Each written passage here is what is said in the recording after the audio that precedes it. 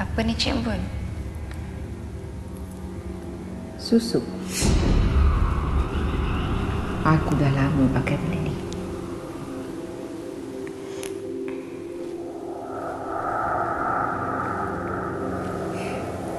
Kau tengok dengan aku. Habis tu mati macam mana? Assalamualaikum warahmatullahi wabarakatuh. Terima kasih sudah klik video ni. Selamat menonton dan welcome back to my channel.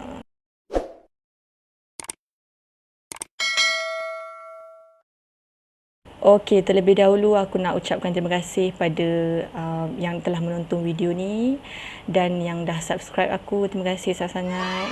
Aku doakan semoga korang dimurahkan rezeki, sentiasa dipanjangkan umur dan korang sentiasa happy selalu. InsyaAllah kalau korang tolong orang, insyaAllah Allah akan balas balik kebaikan korang. Okey, memandangkan sekarang ni aku tengah layan satu cerita drama yang ada dekat TV3 pukul 10 malam yang bertajuk Aku Yang Kau Gelar Isteri. Aku nak cakap pasal susuk. Tiba-tiba aku nak cakap pasal benda ni sebab aku rasa menarik untuk aku share pada korang. Daripada apa yang aku tahu, susut ni adalah memasukkan bahan asing ke dalam tubuh badan kita. Tak kisahlah dekat mana muka ke, ataupun dekat alis, kening, pipi dan sebagainya untuk kelihatan cantik, muda, tegang. Tapi pakai susut ni tak semestinya juga untuk cantik. Ada juga yang untuk melariskan perniagaan. Dan pemakaian susut ni sebenarnya telah diamalkan sejak berpuluh-puluh tahun yang lalu. Apa yang aku tahu, orang zaman dulu kebiasaannya akan pakai susuk untuk melindungi diri diorang. Orang zaman dulu, kita masa tu dijajah. So, mungkinlah untuk protect diri daripada kena macam-macam lah. Untuk menjadi kebal lah maksudnya. So, mengikut peredaran zaman, pemakaian susuk ni tujuan dia dah lebih kepada untuk cantik sebenarnya kalau korang tengok sekarang. Tapi guys, tapi walaupun untuk cantik tetap haram dalam Islam. Haram untuk memakai susuk. Sebab susuk ni adalah perantaraan ilmu hitam dan menggunakan perantaraan antara syaitan. Sebab itulah korang boleh jadi cantik hanya dengan memakai susuk. Memang ya Allah, dosa besar korang. Jangan buat. Haram. Na'udzubillah. Jangan buat. Kalau korang nak tahu jenis-jenis susuk ni, banyak tahu sebenarnya. Tapi apa yang aku tahu, kebiasaannya orang akan pakai susuk emas, perak, susuk keramat. Susuk ni biasanya kita tengok orang akan masukkan macam jarum emas ke dalam pipi ke ataupun dahi ke untuk kelihatan cantik. Tak semestinya jarum emas, dia orang akan guna paku, macam-macam lagi lah. Bukan dalam bentuk jarum dan paku tu saja tau. Dalam bentuk cecair dan bentuk debu pun ada. Contohnya macam serbuk emas. Susuk ni juga boleh dikesan melalui X-ray. Sebab ada satu kisah tu di mana seorang perempuan tu dia pemakai susuk. Jadi bila dia pergi ke hospital, doktor pun check lah badan dia. Bila doktor tu buat X-ray, dia dapat tengok dengan jelas ada jarum yang tertanam dekat dalam dagu dia. Jarum dan juga berlian. Segiau. Dan kalau aku tahu, biasanya kalau susuk yang dalam bentuk berlian akan dipakai oleh peniaga-peniaga untuk melariskan jualan. Kebiasaannya macam tu. Nak cantik korang, bukan boleh cantik-cantik macam tu je. Ada harga yang korang perlu bayar. Untuk pakai susuk ni, ada pantang larang yang korang memang tak boleh sekali-sekali buat kepada pemakai-pemakai susuk. Yang pertama, korang dilarang keras untuk makan pisang, terutamanya pisang tanduk, pisang abu. Aku tak pasti juga kenapa, tapi mungkinlah aku rasa sebab sifat pisang tu lembik kot. Apa yang aku merepek ni? Yang kedua, si pemakai susuk ni juga dilarang keras untuk makan sate. Sedap tu, sate ayam, sate daging, sate kambing, sedap. Sebab apa yang aku tahu kenapa tak boleh makan sate, kalau korang tengok lidi tu pun dah bersifat macam jarum, tajam. Jadi sate tu seolah-olah macam daging kita. Seolah-olah kita memisahkan daging dan juga jarum yang telah tertanam dalam tubuh kita. Sebab itulah dilarang untuk makan sate kepada pemakai-pemakai susuk. Yang ketiga, korang tidak boleh melintas di bawah ampaian kain.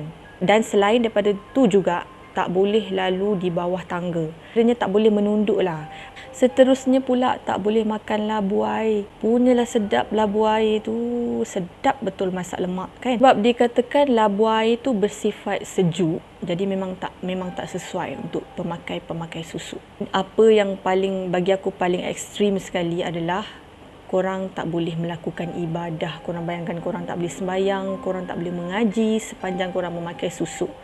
Kita ni sebagai umat Islam, apa lagi yang kita boleh lakukan selain kita menghambakan diri pada Allah. Kalau benda tu pun kita tak boleh buat, apa lagi kita boleh buat? Betul tak korang?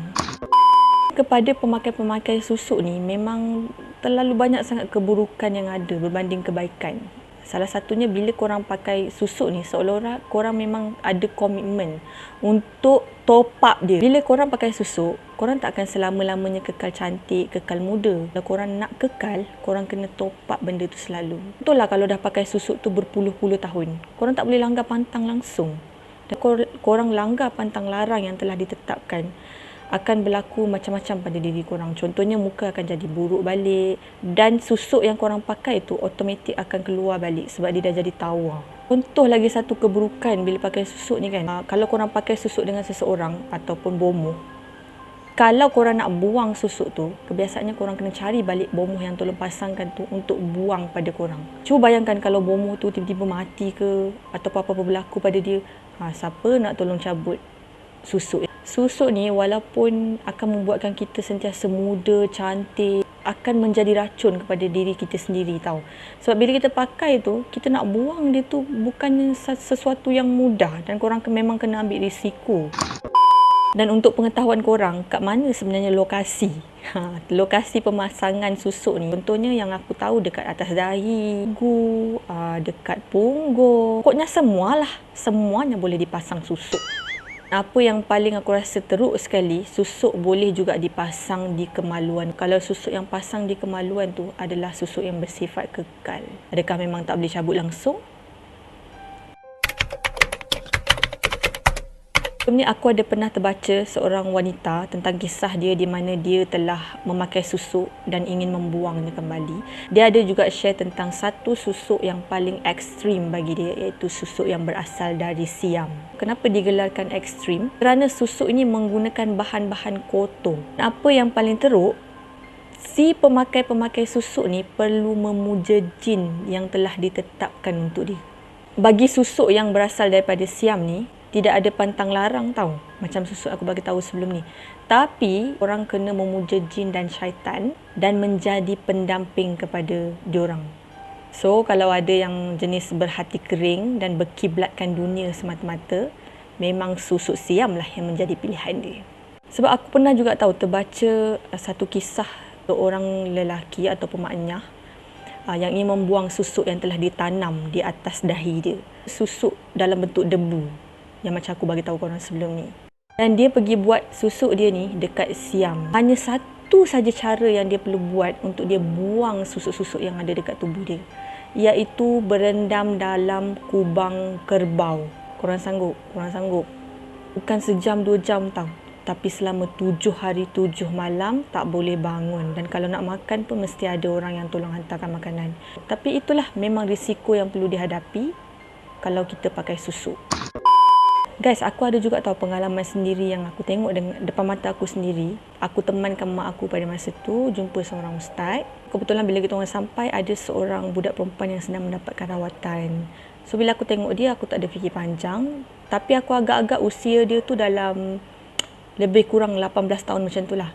So bila aku dengar perbualan dia dengan ustaz, rupanya baru aku tahu budak perempuan yang aku cakap 18 tahun ni dah berusia 32 tahun.